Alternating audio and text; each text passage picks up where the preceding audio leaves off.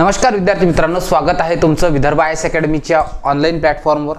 जसं थंबनेलमध्ये तुम्ही बघू शकत आहात की बीएमसी भरती 2024 कार्यकारी सहाय्यक 1846 पद आणि यासाठी आपण एक स्पेशल म्हणजे फक्त जीके साठी स्पेशल बॅच लॉन्च केली आहे, जी तुम्हाला प्लॅटफॉर्मवर मिळू शकते। ठीक आहे, ही माझी फक्त जीकेची बॅच असेल जी 999 मध्ये तुमच्यासाठी अवेलेबल आहे। ठीक आहे, जर तुम्हाला जॉईन करायची असेल तर ते तुम्हाला प्लॅटफॉर्मवर अवेलेबल आहे। ठीक आहे, आणि सोबत ज्या विद्यार्थ्यांना परिपूर्ण तयारी करायची आहे की सर्व विषय करायचे असतील अशा वेळी आपण त्यांच्यासाठी स्पेशल बॅच लॉन्च केली आहे। ठीक आहे, सो ही जी बॅच आहे यामध्ये तुमचा जो सर्व सिलेबस आहे तो कव्हर अप केला जाईल। ओके, अनिल तोडमल सर जे आहेत ते तुम्हाला मॅथ्स शिकवतील, त्यानंतर इंग्लिशसाठी संजय जाधव सर आणि तुमचं मराठी आणि सामान्य ज्ञान मी शिकवणार आहे। सो अशा दोन इंडिव्हिज्युअल बॅच आहे। पूर्ण बॅच ही स्पेशल बॅच आहे आणि फक्त जीएस शिकायचं असेल तर मग माझी ही बॅच तुम्हाला अवेलेबल दिसते। ओके, चला आज जसं तुम्ही थंबनेलवर बघू शकत असाल तर आज आपण दोन मुद्दे अभ्यासतोय फार सोप्या पद्धतीने, ज्याचं नाव आहे भारताची उद्देशिका म्हणजे भारतीय संविधानाची उद्देशिका किंवा प्रास्ताविका आणि सोबत मूलभूत कर्तव्य, असे दोन जुळे मुद्दे आहेत, फार सोपी आहेत, समजून घ्या। आता एक लक्षात घ्यायचा पहिला मुद्दा जो आपण शिकतोय, पहिला मुद्दा ज्याचं नाव आहे भारतीय संविधानाची प्रास्ताविका। आता प्रास्ताविका समजण्यापूर्वी तुम्हाला थोडंसं याचं बॅकग्राऊंड समजून घेणं आवश्यक आहे। बघा, लक्ष द्या काय असतं। आता फॉर एक्झाम्पल तुम्ही काय करताय, समजा तुम्ही आणि तुमच्या मित्रांनी ठरवलं की बाबा आम्हाला काय करायची आहे, आज पार्टी करायची आहे, नाही का, असं तुम्ही ठरवलंय की बाबा चलो हम लोगों को क्या करना है, पार्टी करना है। ओके, आणि मग पार्टी करताना आपण काहीतरी ठरवतो की नाही बाबा आपल्या पार्टीमध्ये हे करायचं ते करायचं ते करायचं असं काहीतरी ठरवतो ना आपण। सो मग तसंच मग एक सांगते की साहेब आम्ही 90 वाले आहे आणि आम्ही 90 वाले जे आहे 90s वाले, सो त्यांच्या स्पेशल एक ब्रँड आहे। काही बोलतील आम्ही 90 पित नाही तर आमचा जो स्प्राईट नावाचा ब्रँड आहे तो आम्हाला लागेल। ठीक आहे, मात्र दोघांची मागणी एक आहे की आम्हाला चखना लागेल म्हणजे लागेल, तो पाहिजे म्हणजे पाहिजेच, कंपल्सरी 90 वाले असो नसो। काही म्हणतील आम्ही व्हेज आहोत तर आम्हाला व्हेज पाहिजे, काही लोक म्हणतील नॉन व्हेज आहे तर आम्हाला नॉन व्हेज पाहिजे, असं हे जे आहे हे तयार केलंय। म्हणजे काय लक्षात आलं की या पार्टीच्या इथून लक्षात आलं की मग काय की तुम्हाला एवढे उद्देश आहेत तुमचे की आपल्याला पार्टीमध्ये इतके उद्देश साध्य करायचे आहेत। 90 वाल्यांना 90, व्हेज वाल्यांना व्हेज, नॉन व्हेज।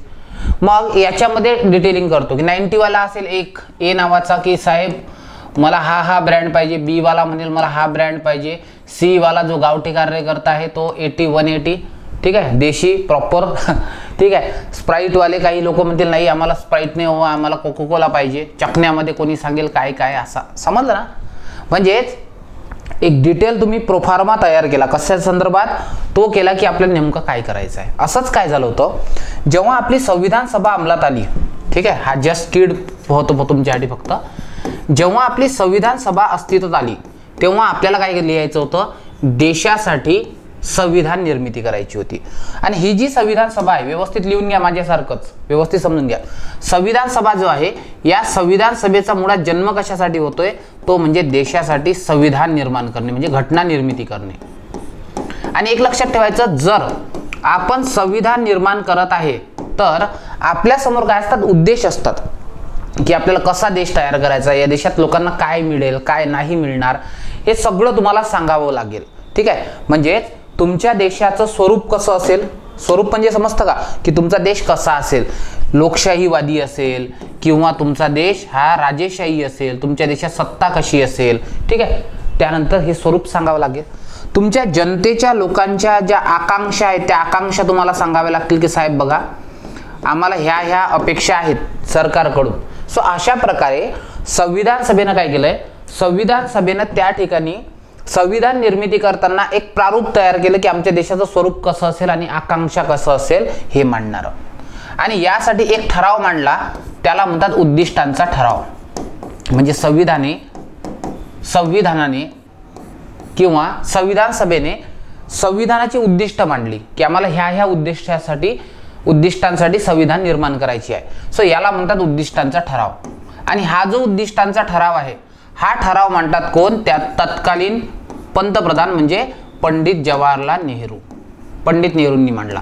तारीख होती पोरांनो 13 डिसेंबर 1946 आणि 13 डिसेंबर 1946 ला उद्दिष्टांचा ठराव हा कोण? जवाहरलाल नेहरूंनी मांडलं आणि त्याच्यात सांगितलं होतं की आमचा देश असा असेल, काय नसेल हे सगळं. आणि मग या उद्दिष्टांचा जो ठराव आहे हा ठराव संविधान सभेत पारित करण्यात आला. ठीक आहे, आपण नाही का पहिले ठराव मांडतो का रे बाबा पार्टी करायची का, मग सर्वजण वोटिंग करतात, यस करायची, संपला विषय. तेच सो उद्दिष्टांचा ठराव पंडित नेहरूंनी मांडला 13 डिसेंबर 1946 ला. आणि तो पारित कधी होतोय तर नेक्स्ट मंथ 22 जानेवारी 1947 ला हा जो आहे हा ठराव या ठिकाणी पारित करण्यात आला, उद्दिष्टांचा ठराव. आणि हा उद्दिष्टांचा ठराव म्हणजेच बघा लक्ष द्या, हा उद्दिष्टांचा ठराव म्हणजेच काय पोरांनो, आपला सरनामा आहे. म्हणजे जो उद्दिष्टांचा ठराव त्यावेळेस नेहरूजींनी मांडला होता त्यालाच आपण काय म्हणतोय, सरनामा, किंवा यालाच उद्देशिका, यालाच प्रास्ताविका असं म्हणतात. आणि यालाच काय म्हणतात, याला बऱ्याचशा लोकांनी काय म्हटलंय, याला म्हटलंय संविधानाचे ओळखपत्र, घटनेचे ओळखपत्र. आता का बरं घटनेचे ओळखपत्र म्हणतात समजून घ्या. घटनेचे ओळखपत्र म्हणजे काय की या ठिकाणी तुमच्या लक्षात येते या घटनेत काय असेल. फॉर एक्झाम्पल बघा, आता माझ्याकडे हे ओळखपत्र आहे, यावर माझं नाव लिहिलंय, इन्स्टिट्यूटचं नाव लिहिलंय, माझा अल्प परिचय दिला. याच्यावर तुमच्या काय लक्षात येतं की पवन सर हे विदर्भ आयएस अकॅडमीचे फॅकल्टी आहेत आणि पवन सर इथं शिकवतात. नंतर मग काय काय शिकवतात हे तुम्हाला डिटेलमध्ये नंतर समजेल, इन्स्टिट्यूटमध्ये आल्यानंतर कळालं का. सो असं म्हणून बघा, संविधान सभेने संविधान निर्मिती करताना आपल्या संविधानाचं स्वरूप कसं असेल, आकांक्षा कशा असतील हे सांगणारा एक उद्दिष्टांचा ठराव मांडला होता पंडित नेहरूंनी 13 डिसेंबर 1946 ला, जो पुढे जाऊन 22 जानेवारी 1947 ला संमत झाला.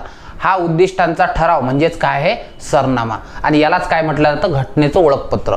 आता घटनेचं ओळखपत्र म्हणण्याचं कारण काय आहे, कारण की ते वाचल्याबरोबर तुम्हाला समजतंय की आपल्या घटनेत काय आहे. ठीक आहे, चला मग बघा, हाच तो ठराव आहे. दोन्ही तारखा महत्वाच्या आहेत, लक्षात ठेवायचं कोण. बघा आता इथं काय सांगितलंय की आम्ही भारताचे लोक भारताचे एक सार्वभौम समाजवादी धर्मनिरपेक्ष लोकशाही गणराज्य घडवण्याचा व त्याच्या सर्व नागरिकास, म्हणजे काय सांगतोय, हे पहिला जो आहे पहिला पॅराग्राफ म्हणा, हा काय करतोय, हा तुमच्या देशाचं म्हणजे भारत जे आहे या भारताचं स्वरूप सांगतोय तुम्हाला. बघा लक्ष द्या, ह्या पहिल्या 5 लाईन आहेत ना, 5 शब्द आहेत ना, हे काय सांगतात तुम्हाला, हे सांगतात भारताचं स्वरूप कसं आहे माहिती आहे का, ते आहे सार्वभौम समाजवादी धर्मनिरपेक्ष लोकशाही गणराज्य. म्हणून तुम्हाला पहिला अभ्यास हा निर्माण झाला की भारताचं स्वरूप कसं असेल. चला बोला, याचा कोड करायचा सासध लोग, क्रमाने विचारतात सासध लोग. काय सासध लोग म्हणजे सार्वभौम. सार्वभौम म्हणजे काय, देशावर इतर कोणत्याही देशाचं काय नसणे, नियंत्रण नसणे. आपला देश हा इतर सत्तांपेक्षा इतर सत्ता म्हणजे इतर देशांच्या नियंत्रणापासून मुक्त आहे.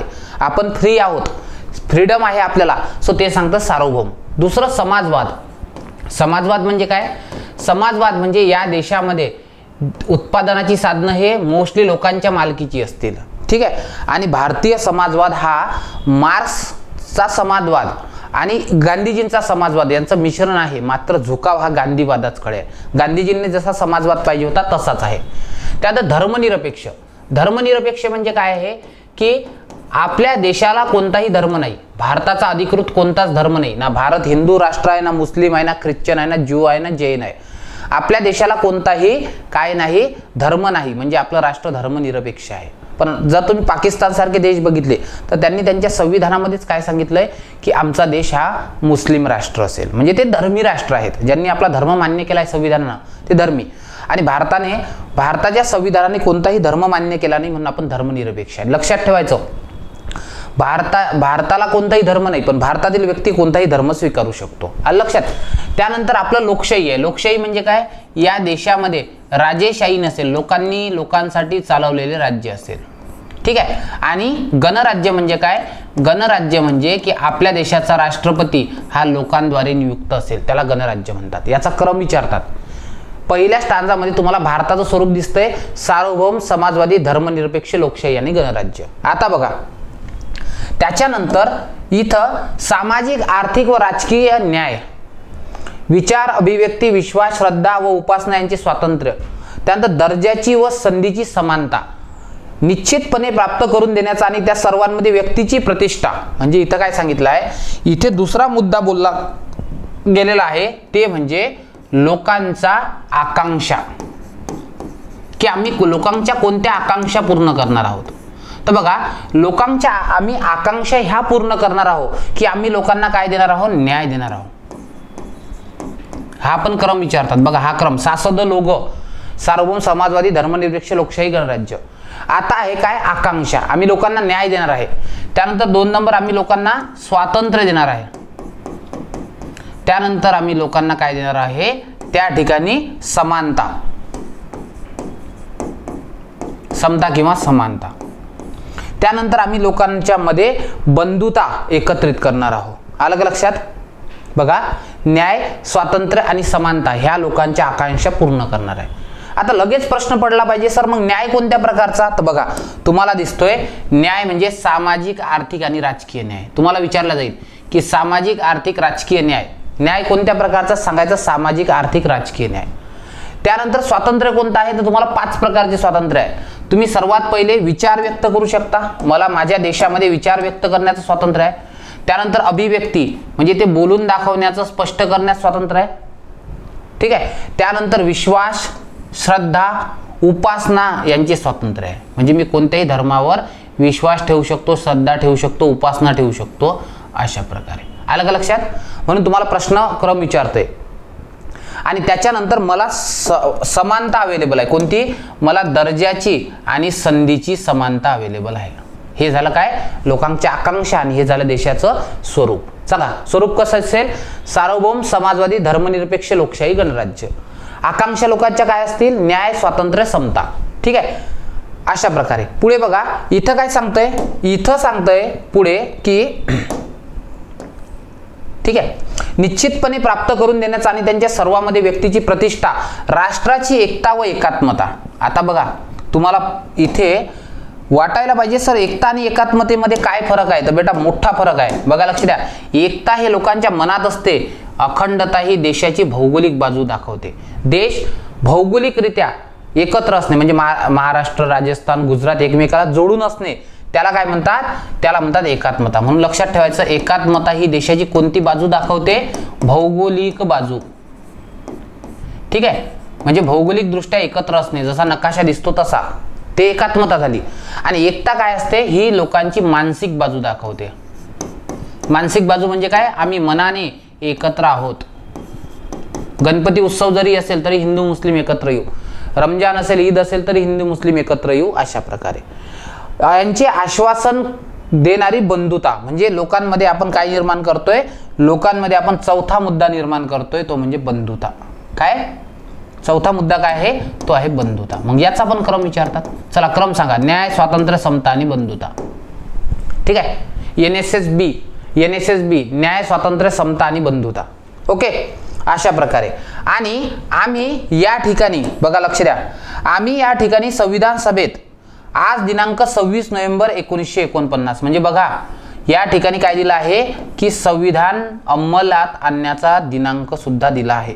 म्हणजे बघा, संविधान ज्या दिवशी आपण स्वीकृत केलं, ते स्वीकृतीचा या ठिकाणी दिनांक सुद्धा दिला आहे. याद्वारे हे संविधान अंगीकृत करून आणि अधिनियमित करून स्वतःला अर्पण करत आहोत. म्हणजे काय केलं, हे जे आहे हे आपण स्वतःला अर्पण केलं. म्हणजे संविधान कोणासाठी, कोण अर्पण केलं आहे, भारतीयांना अर्पण केलेलं आहे. आलं लक्षात?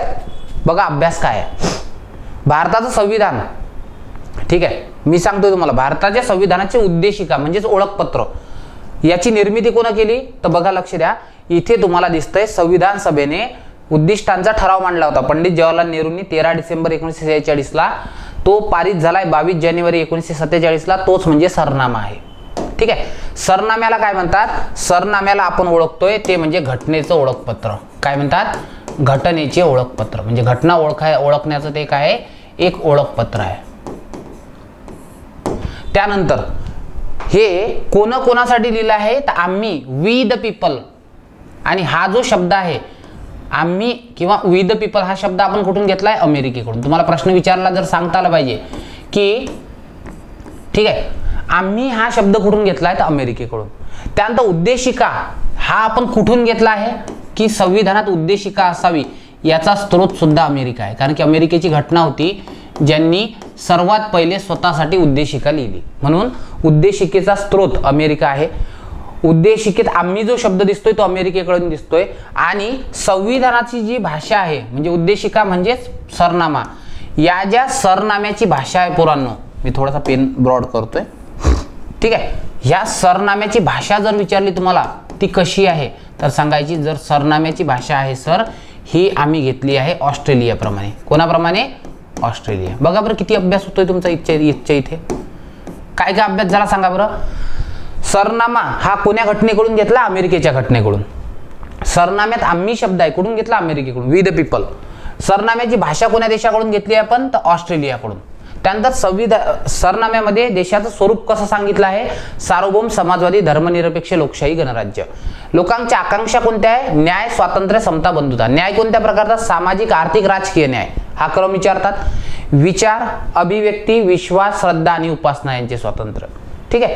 त्याच्यानंतर दर्जाची व संधीची समानता आणि बंधुता कशाची? एकता आणि एकात्मता जतन ठेवण्याची आश्वासन देणारी बंधुता. ओके. यापैकी एकात्मता हा शब्द भौगोलिक बाजू दाखवतोय तर एकता हा मानसिक बाजू दाखवतोय. संविधान ज्या दिवशी आपण स्वीकृत केलं तो दिनांक इथे दिलाय 26 नोव्हेंबर 1949 आणि हे स्वतःला अर्पण केलं आहे. आता एक लक्षात ठेवायचं की या सरनाम्यात आतापर्यंत किती वेळा घटना दुरुस्ती झाली. हा जो सरनामा आहे घटनेचा, या सरनाम्यामध्ये आतापर्यंत किती वेळा घटना दुरुस्ती झाली तर लक्षात ठेवायची आतापर्यंत फक्त एकच घटना दुरुस्ती झाली. किती? एक वेळा. आता प्रश्न हा पडायला पाहिजे की सर एक वेळा घटना दुरुस्ती झाली, कोणती झाली? तर बेटा एक वेळा घटना दुरुस्ती झाली ज्याचं नाव आहे 42वी घटना दुरुस्ती. CA म्हणजे कॉन्स्टिट्यूशनल अमेंडमेंट ऍक्ट आणि 1976. ओके. आता प्रश्न आहे की सर मग याने काय बदल केले? तर बेटा याने बदल केले, 3 शब्द टाकले नव्याने. ठीक आहे. नवीन काय केले? नवीन 3 शब्द. कोणते नवीन 3 शब्द आहेत sir? Sad, SAD, sad.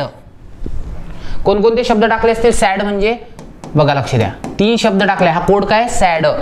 Sad म्हणजे या ठिकाणी समाजवाद दिसतंय काय शब्द? समाजवादी. सो समाजवादी शब्द टाकलाय. ए म्हणजे अखंडता किंवा एकात्मता. अखंडता त्यालाच आपण काय म्हणतोय? एकात्मता. आणि त्यानंतर धर्मनिरपेक्ष. मग तुम्हाला हाच प्रश्न विचारतात की आतापर्यंत सरनाम्यात किती घटना दुरुस्ती झाली? सांगायची एकच झाली. कळालं? एकच घटना दुरुस्ती झाली. आणि कोणती? तर ती झाली सर 42वी घटना दुरुस्ती 1976. ठीक आहे. त्यानंतर किती शब्द टाकले? तर नवीन 3 शब्द ऍड केलेत. कोणकोणते? सॅड, समाजवादी, अखंडता किंवा एकात्मता आणि धर्मनिरपेक्षता असे शब्द टाकलेत. म्हणजे बघा मी इथं काय करतोय? एका पेनने ड्रॉ करतो. ठीक आहे. कोणता? हा घेतोय. बघा हा समाजवादी आणि धर्मनिरपेक्ष हे नवीन शब्द आहेत, त्याला असं करतोय. ठीक आहे. आणि त्याच्यानंतर इथं असणारी जी अखंडता आहे, ठीक आहे, सो अखंडता हा शब्द आहे. लक्षात. सो असे हे जे आहेत नव्याने टाकलेले शब्द आहेत. आता वाद काय उद्भवला होता? वाद हा बघा मी बाजूला होतोय, व्यवस्थित लिहून घ्या. ठीक आहे. हे सगळं विचारतात बरं, हे पाठ करायचं जसं सांगितलं तसं.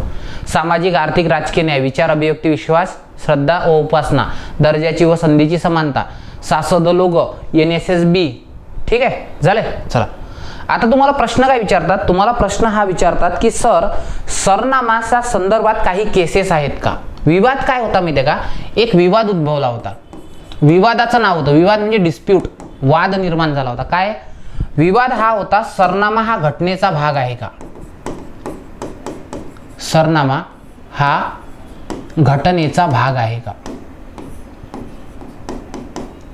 आता सर हा प्रश्न का उद्भवला? घटनेच्या तर सुरुवातीला दिलाय ना. आता घटनेच्या सुरुवातीला दिला असेल भाग हा, तर कशाला विचारावं लागतं? घटनेचा भाग आहे का? तर विचारावं लागतं. का माहितीये का? कारण की संविधान सभेने सर्वात शेवटी संमत केलेला भाग आहे. म्हणजे सगळं संविधान आधी संमत झालं आणि सर्वात शेवटी संमत जर काही केलं असेल तर तो सरनामा केला. म्हणून प्रश्न उद्भवला होता सरनामा हा घटनेचा भाग आहे का? तर या ठिकाणी 3 केसेस आहेत. पहिली केस आहे ज्याला म्हणतात बेरुबारी खटला. ठीक आहे. पहिला खटला आहे बेरुबारी खटला. दुसरा खटला आहे केशवानंद भारती खटला. केशवानंद भारती खटला 1973चा. तो 1960चा आहे. आणि एक आहे ज्याचं नाव आहे, ज्याला म्हणतात LIC खटला. LIC खटला. सो असे 3 खटले हे तुम्हाला सरनाम्याच्या संदर्भात महत्त्वाचे आहेत. डायरेक्ट स्टेटमेंट विचारतात. बेरुबारी खटल्याने काय म्हटलं? बेरुबारी खटल्याने म्हटलंय की सरनामा जो आहे, ठीक आहे, सरनामा हा काय नाही, घटनेचा भाग नाही. आलं का लक्षात? काय सांगितलं की सरनामा जो आहे हा सरनामा आपल्या घटनेचा भाग नाही असं म्हटलं, म्हणून त्याच्यामध्ये घटना दुरुस्ती करता येत नाही असं सांगितलं. ठीक आहे, सर्वोच्च न्यायालय देत असतं बरं हे निकाल. आता बघा पुढे काय झालं, पुढे आला केशवानंद भारती खटला. आणि केशवानंद भारती खटला काय म्हणतोय की सरनामा हा जो आहे, हा सरनामा सर्वात शेवटी जरी मंजूर केला असला तरी सरनामा हा जो आहे ना, हा घटनेचा काय आहे, भाग आहे. ठीक आहे. आणि इथं आता केशवानंद भारती खटल्यामध्ये सर्वोच्च न्यायालयानं आपला निकाल बदलवला आधीचा आणि सांगितलं की नाही, सरनामा हा घटनेचा भाग आहे.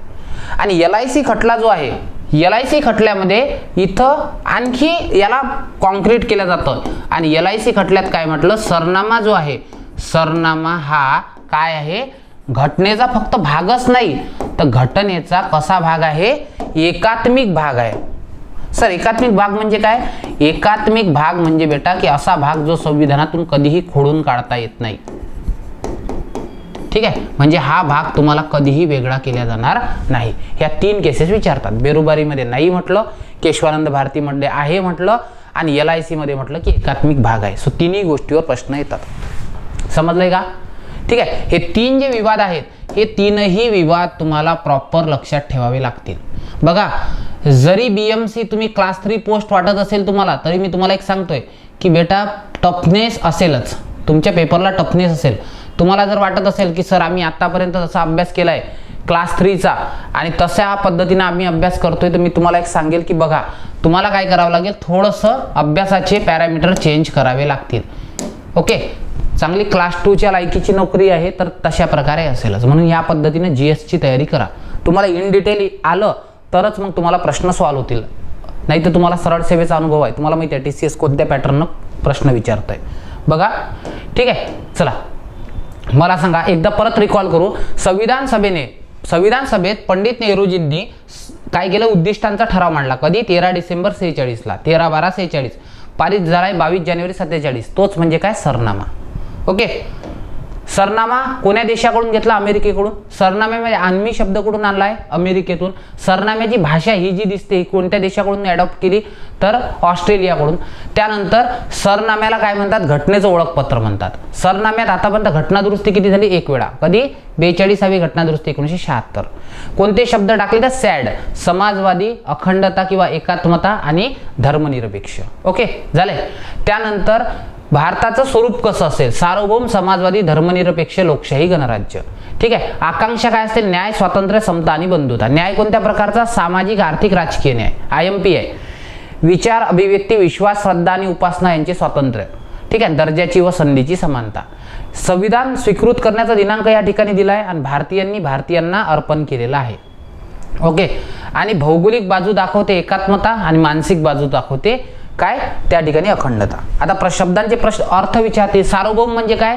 भारतावर कोणाचंही नियंत्रण नसणे, भारत स्वतःचे निर्णय स्वतः घेऊ शकते, याला काय म्हणतात? सार्वभौम. बाह्य हस्तक्षेपाविना काम करणे म्हणजे काय? सार्वभौम. समाजवाद म्हणजे काय? की देशात जे उत्पन्नाची साधनं आहेत ही कोणाची असणे? ही सरकारच्या मालकीची असणे. आणि भारतीय समाजवाद हा मार्क्सवाद आणि गांधीवादांचा मिलाप असून, एकत्रीकरण असून गांधीवादाकडे झुकाव आहे. धर्मनिरपेक्ष म्हणजे काय? राष्ट्राला कोणताही धर्म नाही, पण राष्ट्रातील लोक कोणताही धर्म स्वीकारू शकतात. मी कोणत्याही धर्मामध्ये जाऊ शकतो. लोकशाही म्हणजे काय? या देशामध्ये लोकांनी निवडून दिलेले प्रतिनिधी कार्य करतील आणि भारतात संसदीय व्यवस्था आहे म्हणजे लोकशाही आहे. आणि गणराज्य म्हणजे काय? या देशाचा राष्ट्रपती हा वंश परंपरागत नसून, ब्रिटन सारखं वंश परंपरागत नसून तो लोकांद्वारे निवडलेला असेल. आलं लक्षात? सो इतक्या गोष्टीवर तुम्हाला प्रश्न विचारले जाऊ शकतात. ठीक आहे. आलं का लक्षात? इथे तुमचा अभ्यास बनतोय, याच्या बाहेर मग कुठे कोणता प्रश्न बनण्याचे चान्सेस तुम्हाला नाहीत. ठीक आहे. झाले. चला आता पुढचा मुद्दा शिकतोय आपण. व्यवस्थित आलंय का लक्षात? ठीक आहे. आता पुढचा मुद्दा शिकतोय ज्याचं नाव काय आहे? मूलभूत कर्तव्य. काय शिकतोय? व्यवस्थित. एक मिनिट. आता जो आपण शिकतोय ज्याला म्हणतात मूलभूत कर्तव्य. कर्तव्य म्हणजे काय? मला सांगा, तुम्ही तुमच्या घरी राहता तर तुमच्या आई वडिलांविषयी काहीतरी कर्तव्य आहेत. ठीक आहे. तसं आपण भारतात राहतो तर आपल्याला देश खूप सारं दिसते. राशन पासून देश तर स्वातंत्र्यापर्यंत सर्व देतं. तर आपणही देशाला काहीतरी दिलं पाहिजे ना. सो त्याला काय म्हणतात? मूलभूत कर्तव्य. यालाच इंग्लिशमध्ये काय म्हणतात? फंडामेंटल ठीक आहे ड्युटीज. म्हणजे आपल्या लोकांच्या काय आहे? काही ड्युटीज आहेत ज्याला आपण काय म्हणतोय? फंडामेंटल ड्युटीज असं म्हणतात. ठीक आहे. आता प्रश्न पडायला पाहिजे की सर हे मूलभूत कर्तव्य आहेत हे कशासाठी असतात? तर बघा, लक्ष द्या. काही देश असतात हे समाजवादी असतात, काही भांडवलवादी असतात. लक्षात ठेवायचं, जे समाजवादी देश असतात म्हणजे रशिया सारखे, ठीक आहे. समाजवादी देश म्हणजे काय? समाजवादी देश म्हणजे या देशामध्ये हे देश लोकांच्या कल्याणासाठी काम करतात. लोकांचं कल्याण व्हावं अशी यांची इच्छा असते. मग देश लोकांना त्यांच्या कल्याणासाठी काय करतंय? त्यांच्या उत्पन्नाची साधनं देतं, नोकऱ्या देतं, त्यांना जमिनी प्रोव्हाइड करतंय, शेती प्रोव्हाइड करते. तर देश काहीतरी देत असेल तर तुम्ही किमान देशाबद्दल आदर तर दिला पाहिजे ना. सो असं जे असतं त्याला म्हणतात मूलभूत कर्तव्य. म्हणून लक्षात ठेवायचं, समाजवादी देशांमध्ये तुमच्या समाजवादी देशांमध्ये फंडामेंटल ड्युटीजला काय असते माहिती आहे का? महत्त्वाचे स्थान. FD म्हणजे काय? फंडामेंटल ड्युटीजला महत्त्वाचे स्थान असते. ठीक आहे. नंबर 2, आता हा जो समाजवाद आहे, ठीक आहे, तर लक्षात ठेवायचं आपले जे पंडित नेहरू होते, पंडित जवाहरलाल नेहरू, या पंडित जवाहरलाल नेहरूंवर होता रशियाचा प्रभाव. ठीक आहे. आणि रशियाचा प्रभाव होता त्यामुळे भारतानं काय केलं होतं? एक आवडी अधिवेशन होतं. कोणतं अधिवेशन? आवडी अधिवेशन. या आवडी अधिवेशनामध्ये 1956ला आपण काय केलंय? ठीक आहे, समाजवादाचा स्वीकार केला. म्हणजे नेहरूजींना असं वाटलं की बाबा आपण पंचवार्षिक योजना जर राबवायच्या असतील तर आपण काय केलं पाहिजे? आपल्या देशामध्ये समाजवादाचा स्वीकार केला पाहिजे. ठीक आहे. असा आपण समाजवाद स्वीकारला होता कधी? 1956. पण काय झालं माहिती आहे का? समाजवादी देशांमध्ये फंडामेंटल ड्युटीज असतात. भारताच्या संविधानात फंडामेंटल ड्युटीज नव्हत्या. म्हणून काय झालं? ज्या मुलगी आहेत इंदिरा गांधीजी, ठीक आहे, श्रीमती इंदिरा गांधीजींनी काय केलं?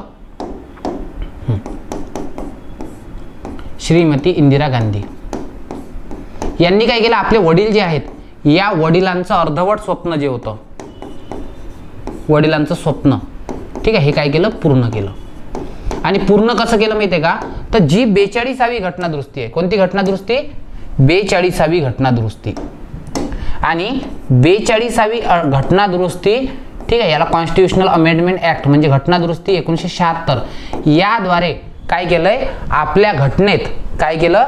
ठीक आहे, फंडामेंटल ड्युटीज आपल्या घटनेत समाविष्ट केले. म्हणजे बघा, लक्ष द्या, याचा अर्थ काय होतो माहिती आहे का? समाजवाद हे धोरण कोण स्वीकारलं होतं? नेहरूजींनी. पण समाजवाद धोरण स्वीकारल्यानंतर त्यांनी फंडामेंटल ड्युटीज केल्या नाहीत. मग त्यांना असं वाटलं की बाबा आपल्या वडिलांनी समाजवाद स्वीकारला पण समाजवादी देशामध्ये फंडामेंटल ड्युटीज असतात, आपल्या देशामध्ये ते नाहीत.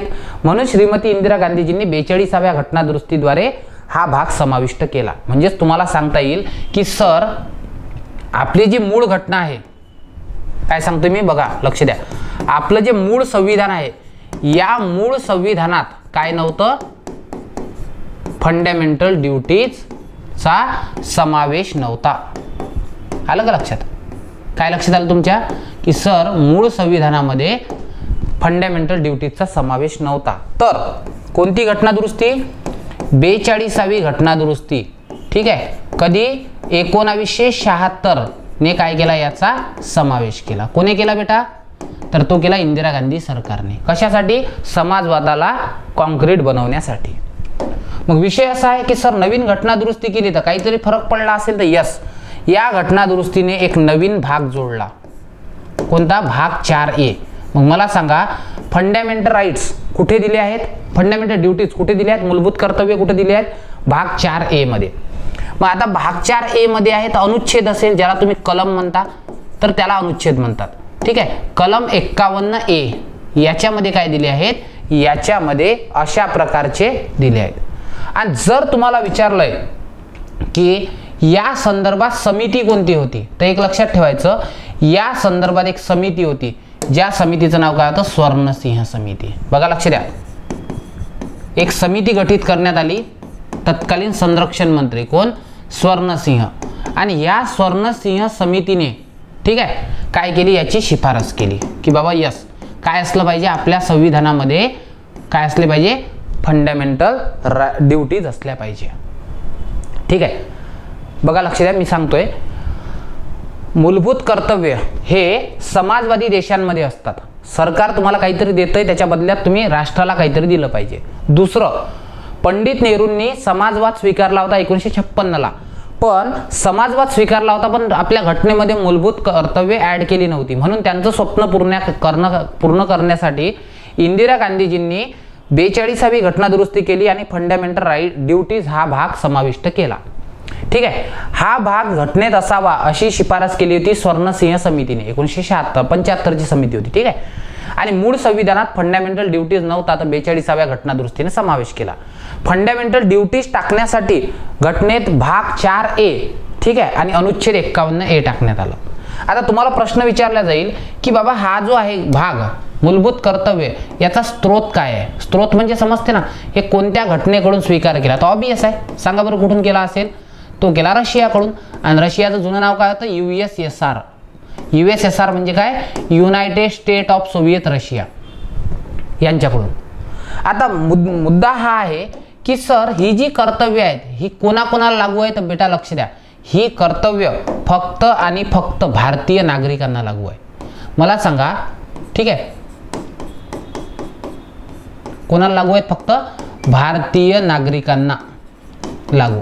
का बरं हो सर, परकीय लोकांना का लागू नाही. अरे बाबा, भारतीय झेंड्याचा काय करावा, सन्मान करावा, हे फक्त भारतीय लोकांनाच लागू असेल ना.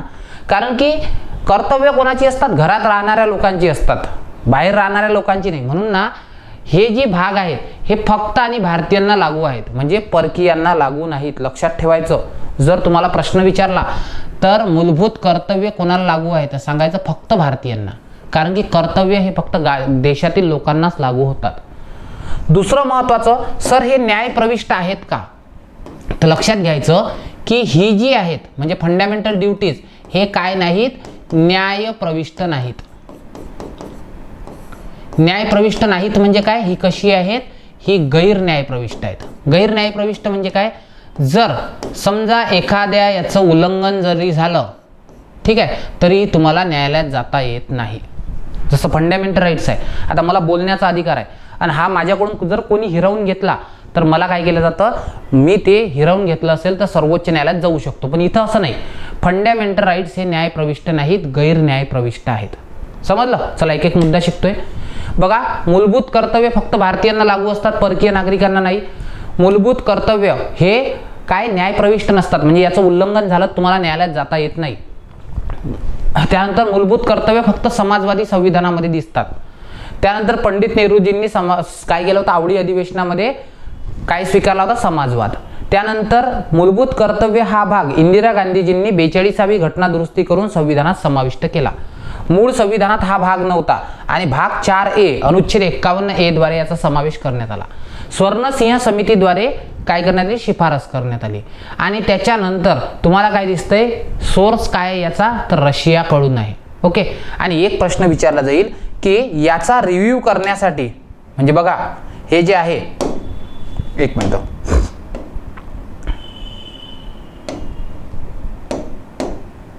ठीक आहे, हा बघा लक्ष द्या, याचा रिव्ह्यू करण्यासाठी, रिव्ह्यू म्हणजे काय, हे फंडामेंटल राईट्स हे व्यवस्थित आहेत की नाही, की यामध्ये बदल करण्याचा काय आहे, गरज आहे, याचं पुनर्विलोकन करण्यासाठी 1999 मध्ये एक समिती स्थापन झाली होती. कोणती, ठीक आहे, JS वर्मा समिती. तुम्हाला प्रश्न विचारला जाईल, आलं का लक्षात. प्रश्न काय विचारला जाईल, तुम्हाला विचारला जाईल की ऍड करण्यासाठी म्हणजे संविधानात समावेश करण्यासाठी कोणती समिती, तर स्वर्णसिंह. पण त्याचा रिव्ह्यू करण्यासाठी म्हणजे एकदा ऍड केल्यानंतर नाही का आपण रिव्ह्यू घेत असतो, ठीक आहे, रिव्ह्यू करण्यासाठी कोणती समिती होती, तर तिचं नाव सांगायचं JS वर्मा समिती. ओके. परत एक प्रश्न निर्माण होतो की आतापर्यंत या भागात किती घटना दुरुस्त्या झाल्या. तर लक्षात ठेवायचं सेम आहे, या भागात आतापर्यंत एकच घटना दुरुस्ती झाली. आलं लक्षात. हा भाग ऍड केला 42व्या घटना दुरुस्तीनं आणि आजपर्यंत यात एकच घटना दुरुस्ती झाली. कोणती माहिती का पोरांनो? यात झाली 86वी घटना दुरुस्ती. कोणती? 86वी घटना दुरुस्ती. आणि ती कधीची आहे? 86वी घटना दुरुस्ती आहे 2002 ची. आणि याने काय केलंय? एक 11वं कर्तव्य टाकलंय. ठीक आहे. किती? 11वे कर्तव्य. आता 11वे कर्तव्य काय आहे ते बघूच आपण. ठीक आहे. या ठिकाणी काय केलं? समावेश केला. 11व्या जे कर्तव्य आहे त्याचा समावेश करण्यात आला. म्हणजेच काय? स्वर्णसिंह समितीने फक्त किती कर्तव्य सांगितली होती? 10 कर्तव्य. आले लक्षात. आणि आपण या भागामध्ये सुरुवातीला 42व्या घटना दुरुस्तीने किती कर्तव्य टाकली होती? 10च टाकली होती. 11वं कधी टाकलं? 86व्या घटना दुरुस्तीनं शिक्षणाच्या संदर्भात. हे लिहून घ्या व्यवस्थित. ठीक आहे. अशाच प्रकारच्या नोट्स तुम्हाला बॅच मध्ये सुद्धा प्रोव्हाइड केल्या आहेत. शांततेनं समजून घ्यायचं, काहीच नाही यामध्ये, संविधानामध्ये काहीच नाही. इतका सोपी भाग आहे. बघा बरं किती सोपे एका स्लाइडवर तर सगळं झालंय. चला आता प्रश्न काय विचारतात? आता विचारतात की आपले या ठिकाणी, ठीक आहे एक मिनिट, हा या ठिकाणी कर्तव्य किती आहेत आणि कर्तव्याचा क्रम सुद्धा विचारतात. बघा मी काय सांगितलंय? कर्तव्य कोणत्या घटना दुरुस्तीने टाकले? 42वी घटना दुरुस्ती. कधीची? 1976. कोणती समिती? स्वर्णसिंह समिती. कोणती? स्वर्णसिंह समिती. हा प्रश्न तर नेहमी विचारतात. ठीक आहे. त्यानंतर किती कर्तव्य आहेत? 11 कर्तव्य आहेत. किती कर्तव्य आहेत? कर्तव्य आहेत 11 कर्तव्य. ठीक आहे. महत्वाचा मुद्दा की 11वं कर्तव्य कोण टाकलंय?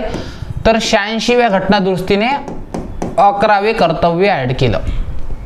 ठीक आहे. चला मग आता पाठ करून घेऊ. चला पाठ होतं की नाही बघा. ज्यांना वाटतंय पाठ होत नाही त्यांनी काय करा? इकडे लक्ष द्या. किती कर्तव्य आहेत? 11 आहेत. कोणता भाग आहे? 4A. कलम कोणता आहे? 51A. बघा पहिला आहे संविधानाचे पालन करणे. काय काय मुद्दा आहे? व्यवस्थित लक्ष द्या. संविधानाचे पालन करणे आणि त्याचे आदर्श व संस्था, राष्ट्रध्वज आणि राष्ट्रगीत यांचा आदर करणे. आता बघा लक्ष द्या. तुम्हाला जर मी म्हटलं ABCD 1 2 3 प्रमाणे लिहा. बघा पहिलं अक्षर कोणतं? A, दुसरं कोणतं? B, तिसरं C, चौथं D, पाचवं E, 6वं F. असं लिहितो ना बेटा आपण. मग याला ABCD म्हण ना. A 51A मधलं पहिलं कर्तव्य. A फॉर काय करायचा? A चा कोड करायचा. A म्हणजे आदर. A म्हणजे आदर. मग मला सांगा कशाचा आदर करायचा आहे? तुम्हाला संविधानाचं पालन करायचं आहे. संविधानाने जे तुम्हाला आदर्श दिले, ज्या संस्था दिल्या, जो राष्ट्रध्वज दिला आणि राष्ट्रगीत दिलं, यांचा तुम्हाला काय करायचं? आदर. मग झालं पाठ. ए मध्ये काय आहे? पहिल्यामध्ये आहे आदर करणे. दुसरं B, ज्यांच्यामुळे आपल्या राष्ट्रीय स्वातंत्र्य लढ्यास स्फूर्ती मिळाली. मला सांगा बरं एक नाव कोणतं तरी की ज्यांच्यामुळे आपल्या राष्ट्रीय लढ्यास स्फूर्ती मिळाली. त्यांचं नाव काय? भगतसिंग. म्हणून बेटा B चा कोड काय करायचा? भगतसिंह. शहीद आजम. ठीक आहे. भगतसिंह, शहीद भगतसिंह. B for Bhagat Singh. मग काय करणे? भगतसिंहांमुळे आपल्या स्वातंत्र्य लढ्यास स्फूर्ती मिळाली, त्यांचे आदर्श जोपासणे आणि त्यांचं अनुसरण करणे. झालं पाठ. याचा आदर करणे. B म्हणजे भगतसिंह. म्हणजे काय? त्या ठिकाणी ठीक आहे काय करणे? स्वातंत्र्य लढ्यात ज्यांच्याकडून स्फूर्ती मिळाली त्यांचं काय करणे? आदर्शांचं अनुसरण करणे. C फॉर काय? कंट्रीहुड. C for countryhood. ठीक आहे. कंट्रीहुड म्हणजे काय? कंट्रीहुड म्हणजे तुमच्या देशामध्ये देशप्रेम असलं पाहिजे. C for countryhood. देशाचे सार्वभौमत्व, एकता आणि अखंडता यांनी उन्नत ठेवणे असतं ना. म्हणजे प्रत्येकाचं कर्तव्य काय? म्हणून तर हे फक्त भारतीयांना लागू आहेत ना. काय कर्तव्य? तुमच्यात कंट्रीहुड असलं पाहिजे. तुम्ही देशाची एकता, एकात्मता आणि सार्वभौमत्ता काय केली पाहिजे? ही जतन केली पाहिजे. D म्हणजे काय? D for defence. D चा कोड काय करायचा? डिफेन्स. डिफेन्स म्हणजे काय? देशाचे संरक्षण करणे आणि आव्हान केले जाईल तेव्हा राष्ट्रीय सेवा बजावणे. संपला विषय. D for defence. देशाचं संरक्षण करणे. याचा क्रम लावायला येतो बरं. हे कसे असतील? जंबल ऑर्डर मध्ये असतील, मागे पुढे केले जातील आणि याचा क्रम विचारतील. मग करता आला पाहिजे. A फॉर आदर, आदर करणे. B फॉर स्फूर्ती, ज्यांच्याकडून लढ्यास स्फूर्ती मिळाली त्यांचा काय करणे? त्यांचा अनुसरण करणे. सी फॉर कंट्रीहुड, एकता, एकात्मता आणि सार्वभौमत्व संरक्षित ठेवणे. डी फॉर देशाचे संरक्षण करणे, डिफेंड, ठीक आहे, किंवा defence. E for equality, E for equality. आता इक्वेलिटी काय लक्षात ठेवायचं बघा, की धार्मिक, भाषिक आणि जातीय, धार्मिक, भाषिक, प्रादेशिक आणि वर्गीय भेदांच्या पलीकडे जाऊन, म्हणजे कोणत्याही प्रकारचे जात, धर्म, भाषाचा भेद मानायचा नाही, असतो ना भाषावाद वगैरे, हा भेद यांच्या पलीकडे जाऊन सर्व भारतीय जनतेमध्ये सामंजस्य आणि बंधुभाव काय करणे, वाढीस लावणे आणि स्त्रियांच्या प्रतिष्ठेला उणे पाना आणणाऱ्या प्रथांचा त्याग करणे. म्हणजे काय, स्त्रियांप्रती तुम्ही इक्वॅलिटी ठेवली पाहिजे, सगळ्या भाषेप्रती, सगळ्या गोष्टीप्रती तुम्ही काय केलं पाहिजे, इक्वॅलिटी ठेवली पाहिजे, असं इथं सांगितलं आहे. ओके, चला पुढे. Number next F. एफचा कोड काय होतो, एफचा कोड होतो फेस्टिवल. फेस्टिवल म्हणजे काय, प्रत्येकाची एक वेगळं फेस्टिवल आहे, प्रत्येकाची एक संस्कृती आहे. मग आपल्या देशात जी संमिश्र म्हणजे पूर्ण ऑल ओव्हर खूप मिश्रित हे आहेत संस्कृती, संमिश्र संस्कृतीच्या समृद्ध वारशांचे मोल जाणून ते जतन करणे. आलं लक्षात, काय करायचं आपल्याला, सगळ्या याचं जतन करायचं, सगळ्यांच्या फेस्टिवलचं, सगळ्यांच्या समृद्धीचं, संस्कृतीचं. त्यानंतर जी फॉर ग्रीन. जीचा कोड काय करायचं, ग्रीन. ग्रीन म्हणजे काय, वने ग्रीन असतात, सरोवर, नद्या, वन्य जीवसृष्टी यासह ग्रीन नैसर्गिक पर्यावरणाचे संरक्षण करून त्यात काय करणे, सुधारणा करणे आणि प्राणी मात्रांबद्दल दया बुद्धी बाळगणे. म्हणजे ग्रीन, वने आणि त्याच्यामधल्या सगळ्या गोष्टी. एच. एच म्हणजे काय, एच फॉर ह्युमॅनिटी.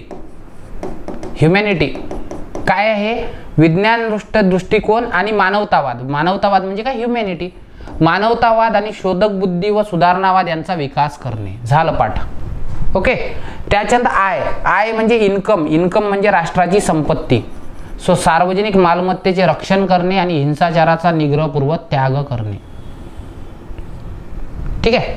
त्यानंतर जे. जे म्हणजे काय असते, राष्ट्र सातत्याने, जेचा कोड करायचा जंप. म्हणजे राष्ट्र सातत्याने उपक्रम आणि सिद्धीच्या चढत्या श्रेणीने जाणे. चढती श्रेणी म्हणजे काय बेटा, जंप मारणे. अशा प्रकारे काय करणे, व्यक्तिगत आणि सामुदायिक स्वरूपाचे पराकाष्ठेचे यश संपादन करणे. काहीच नाही, सरळ लक्षात ठेवायचं. ए चा कोड आदर, म्हणजे आदरवालं वर्डिंग ए मध्ये असेल. भगतसिंह, उदात्त आदर्श जो आहे किंवा स्वातंत्र्य लढ्यात जी स्फूर्ती मिळाली ती बी मध्ये. सी मध्ये कंट्रीहुड, सार्वभौम, एकता आणि एकात्मता. डी मध्ये डिफेन्स, देशाचं संरक्षण करणे आणि राष्ट्रीय सेवा बजावणे. त्यानंतर ई मध्ये इक्वॅलिटी. इक्वॅलिटी म्हणजे काय, सगळ्या धार्मिक म्हणजे जे डिस्क्रिमिनेशन करतो आपण, भेदभाव, त्याच्या पलीकडे जाणे, स्त्रिया असतील वगैरे, आणि इक्वॅलिटी स्थापन करणे. एफ मध्ये काय, संमिश्र संस्कृतीच्या वारशाचे मोल जतन करणे. ओके झाले. जी मध्ये ग्रीन, वने, सरोवरे, नद्या आणि वन्यजीव सृष्टी यांचं संरक्षण करणे. एच ह्युमॅनिटी, मानवतावाद, शोधक बुद्धी आणि सुधारणावाद विकास करणे. आय मध्ये इन्कम, मालमत्तेचे रक्षण करणे आणि हिंसाचाराचा त्याग करणे. जे मध्ये राष्ट्र सतत जंप मारत जाईल, चढत्या श्रेणीने जाईल, अशा प्रकारे काय करणे, तुम्ही प्रयत्न करणे. होतं की नाही पाठ बघा बरं. हेच नाही तर सगळे विषय अशाच प्रकारे पाठ केले आहेत. सो हे जीएस वगैरे जे आहेत हे आपण डिटेलमध्ये शिकतोय. आपला एकच काय मोटिव्ह आहे की आपल्याला काय करायचं आहे, या ठिकाणी इन हाऊ ही काय करायची आहे, पोस्ट काढायची आहे. बघा 9 तारखेला जेव्हा शेवटचे फॉर्म भरून गेले तेव्हा फक्त 1.60 लाख लोकांनीच फॉर्म भरले आहेत. तुम्ही बघा, सरळ सेवेमध्ये 8-8, 9-9 लाख फॉर्म येतात, पण तुमच्या BMC मध्ये फक्त किती फॉर्म आलेत, 1.60 म्हणजे 1,60,000. म्हणजेच काय होतंय असं समजून घ्या, तुमची कॉम्पिटिशन मी तुम्हाला समजून सांगतो किती आहे तर. ओके, 1.59 असं आहे. आपण 1.60 बघू, 1,60,000. ठीक आहे, 1,60,000 भागेला 1846 म्हणजे तुमचे कॉम्पिटिटर आहेत पोरांनो एका जागे 86, जे खूप कमी आहे सरळ सेवेच्या मानाने. आलं लक्षात. त्याच्यामुळे ना तुम्हाला प्रचंड स्कोप आहे. ठीक आहे, आणि त्याच्यातही कॅटेगरी आहेत, समांतर आरक्षण वगैरे असं नाही का. हां बघा, लक्ष द्या आता. आणि शेवटचं जे आपण अलीकडे ऍड केलं, कुठे गेलं रे बाबा, असं नका करू.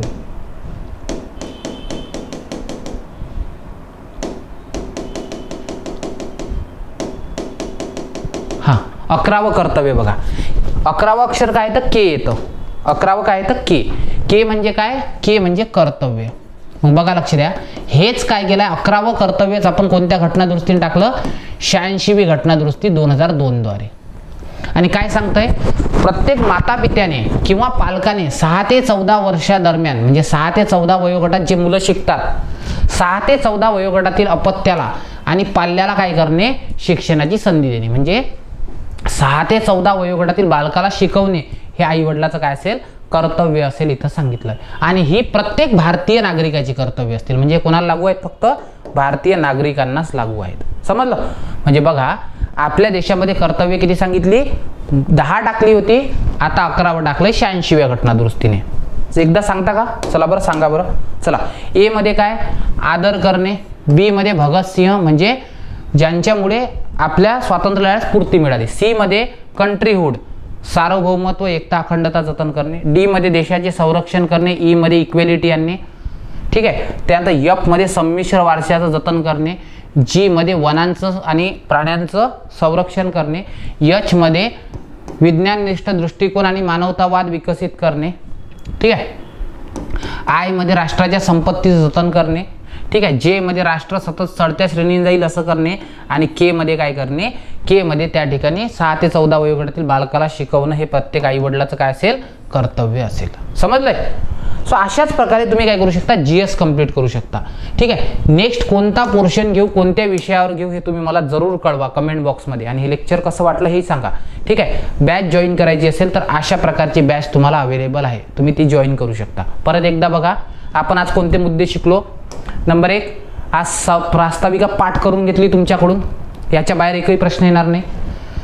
त्यानंतर तुम्हाला सांगितलंय की 3 विवाद हो नाही वाला, आणि त्यानंतर मूलभूत कर्तव्य. ठीक आहे. आणि मूलभूत कर्तव्य बिलकुल डिटेलमध्ये पाठ करून घेतली. परत एकदा लेक्चर कसं वाटलं जरूर कळवा. कोणत्या विषयाचं कोणतं लेक्चर घ्यायचं आहे हे सांगा. आणि बॅचच्या संदर्भात काही डिटेल्स हवे असतील तर तुम्ही अकॅडमीला कॉल करू शकता. Thank you so much. Keep studying. जय हिंद.